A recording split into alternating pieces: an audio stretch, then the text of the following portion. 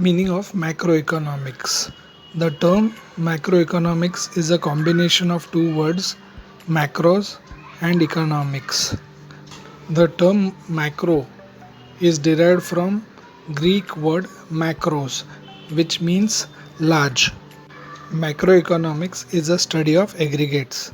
It is a branch of economics which studies the behavior of all economic units combined together. Microeconomics deals with the study of an individual economic unit. Macroeconomics studies all economic units combined together. To make it simple, let's take the example of demand analysis. Microeconomics deals with the study of individual demand, that is the demand of an individual consumer, whereas macroeconomics deals with the study of aggregate demand, that is the total demand. Aggregate demand is sum of demands of all individuals in an economy. Look at it this way. Microeconomics is the study of individual trees, whereas macroeconomics is the study of forest as a whole. Definition of macroeconomics.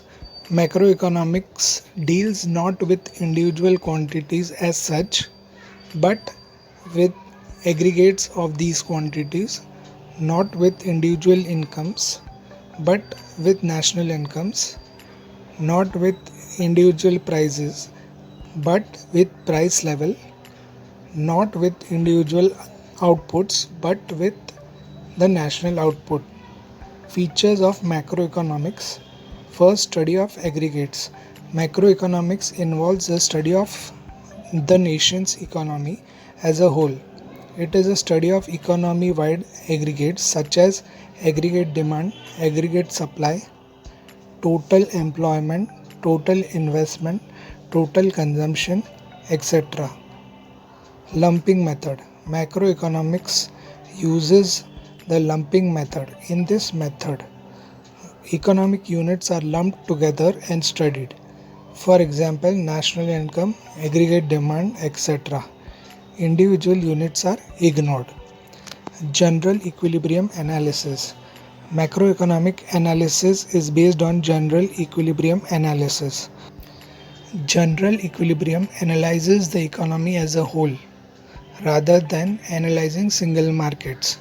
This analysis deals with the entire economy in the context of equilibrium.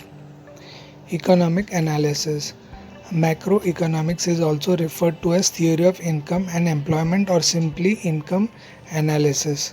This is because the basic subject matter of macroeconomic analysis is to explain what determines the level of national income and employment and what causes fluctuations in them. It also explains the growth of national income over a long period of time.